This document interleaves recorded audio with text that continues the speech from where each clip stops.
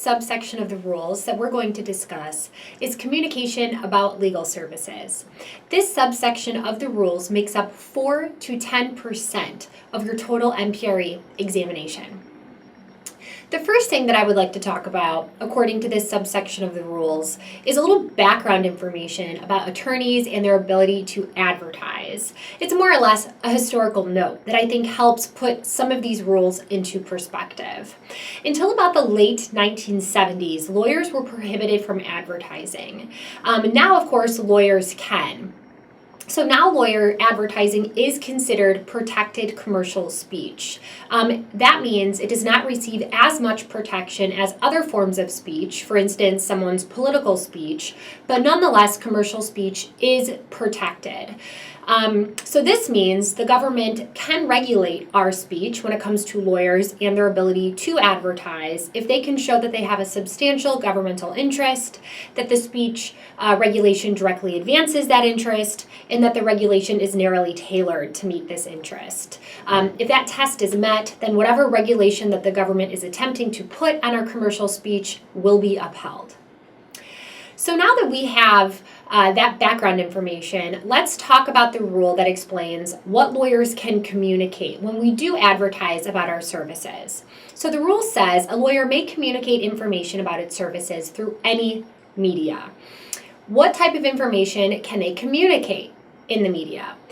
They can talk about their name, their law firm name. They can give their contact information, such as their address, email addresses, website information, phone numbers.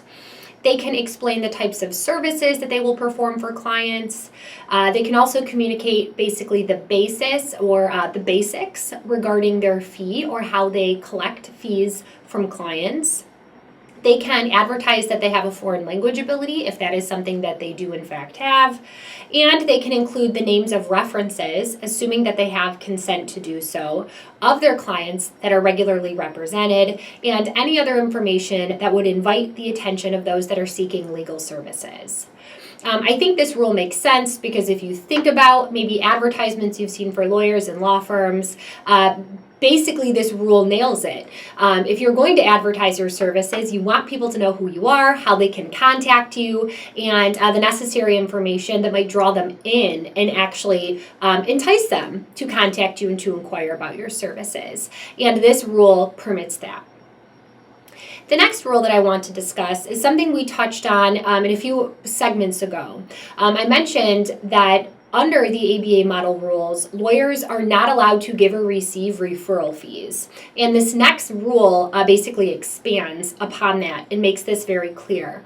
So the next rule says, a lawyer shall not give anything of value to a person for recommending the lawyer's services, except that a lawyer may do the following. First, the lawyer may pay the reasonable costs of advertisements or communications permitted by this rule. So just to stop there quickly, I almost think that these rules were written and then interpreted so literally that we had to carve out some more or less common sense exceptions. The basic rule is that you can never pay anyone to recommend you.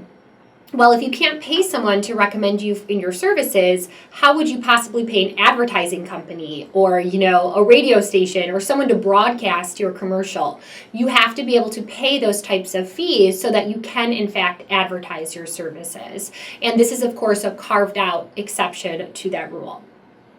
The next exception is that lawyers are allowed to pay the usual charges of a legal service plan or a not-for-profit or qualified lawyer referral service.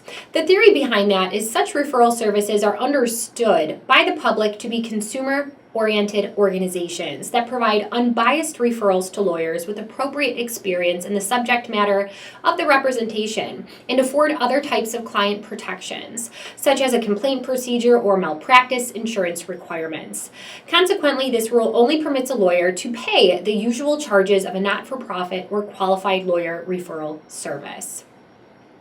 Something else that's important to note, they say that a lawyer may compensate non-lawyers for generating client leads, as long as the non-lawyer does not recommend the lawyer's services, then therefore there is no referral, or so long as they do not improperly communicate with the potential clients. So again, just to stop there, And to back it up, if you're in a jurisdiction that has some sort of lawyer referral service program, I know a lot of jurisdictions have like a 1-800 number that the public is allowed to call, and basically they can talk to an operator and say, I'm looking for a lawyer in this specific area to handle a criminal case or a family law case. And lawyers are allowed to pay a fee to be on that list of lawyers that get referred to people who call in that geographic area for seeking certain types of legal services. And this rule carves out an exception, making it ethically permissible for lawyers to participate in these types of programs and to pay a fee if there is a fee associated with this type of program.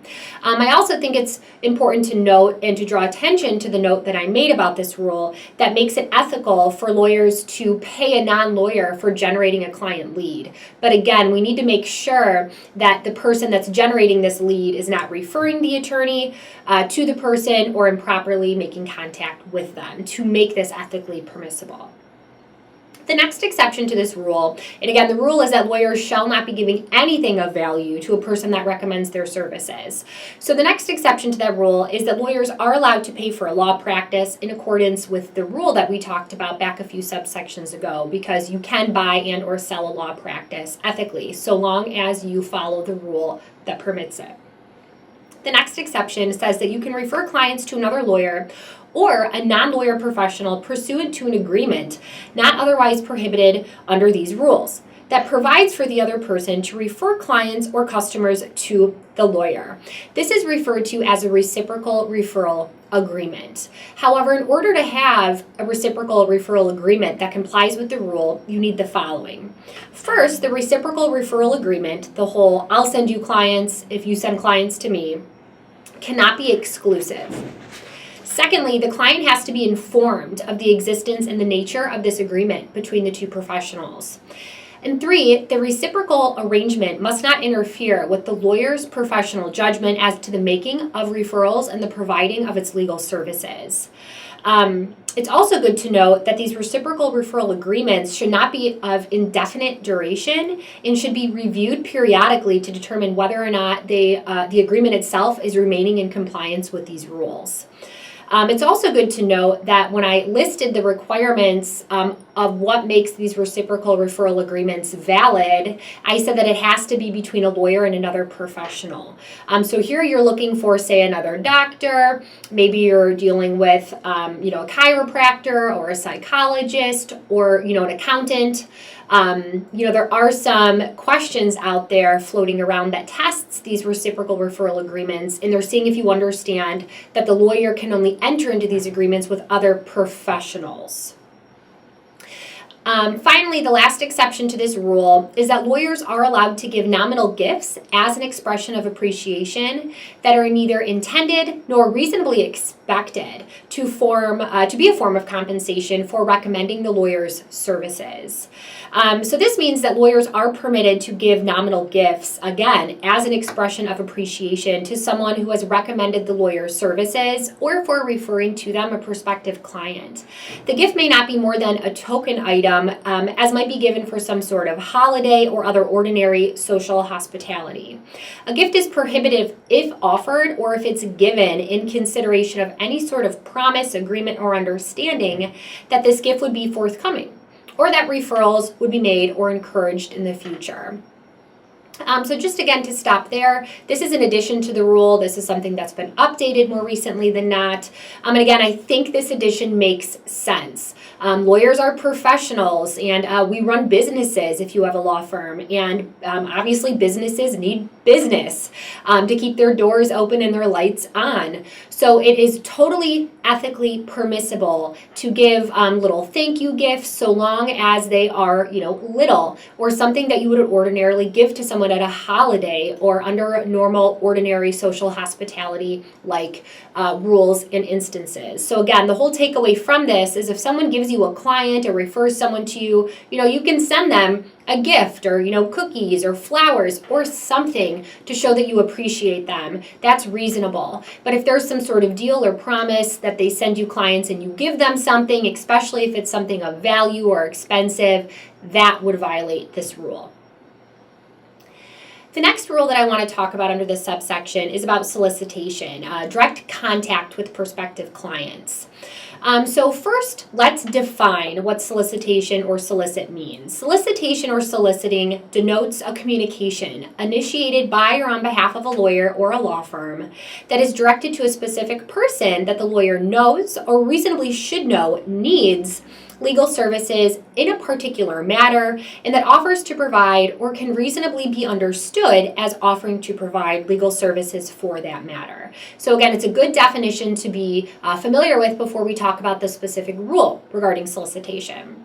So the general rule that follows is that a lawyer shall not solicit professional employment by live person-to-person contact when a significant motive for the lawyer's doing so is the lawyer or the law firm's pecuniary gain, unless the person that they contact is another lawyer or has a family or close personal relationship with the lawyer or some sort of prior business or professional relationship with the lawyer, or is a person who routinely uses for business purposes the type of legal services offered by this lawyer. So let's just stop there before I give you a few examples. Let's kind of take this rule apart. So first and foremost, this rule has also been updated more recently than not. It basically gives us a more straightforward definition of solicitation to mean that they are prohibiting live person-to-person contact. So I think that that's really helpful. Before, the definition was kind of convoluted and not as clear.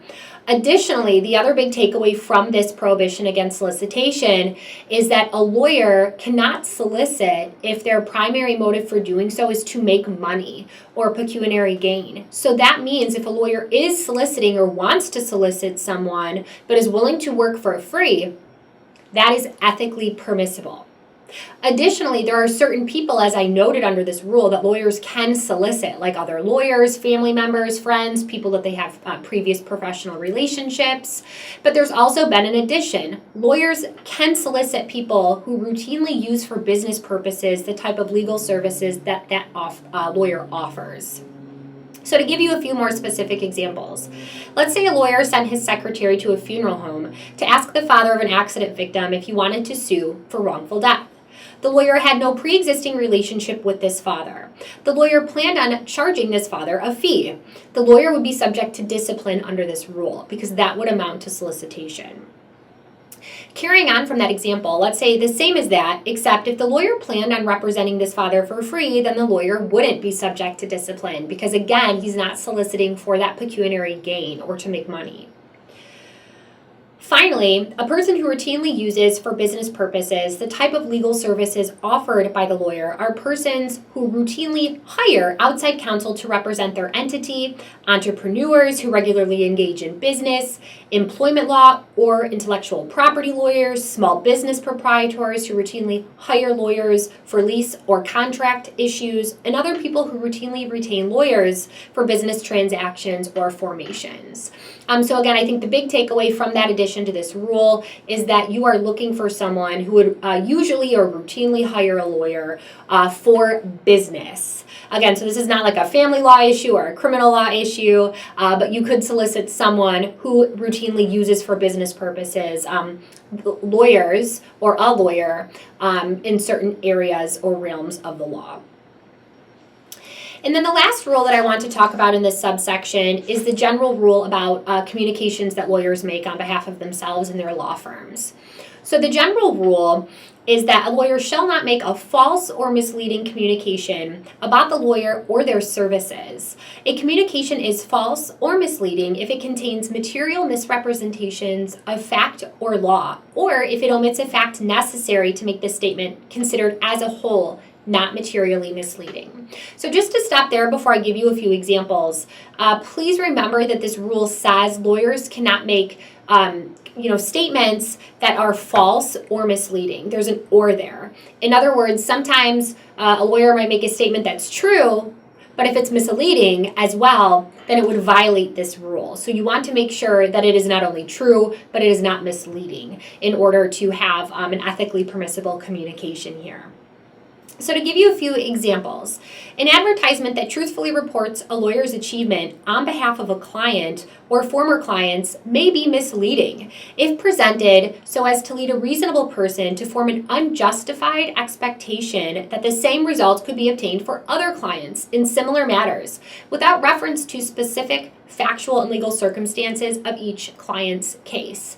In other words, you want to be very careful if you are advertising about previous achievements to make it clear that while maybe you won a lot of money or had great success in a certain case, that it was very dependent upon that client's facts and legal circumstances. You would want to communicate that so that your communication is not misleading.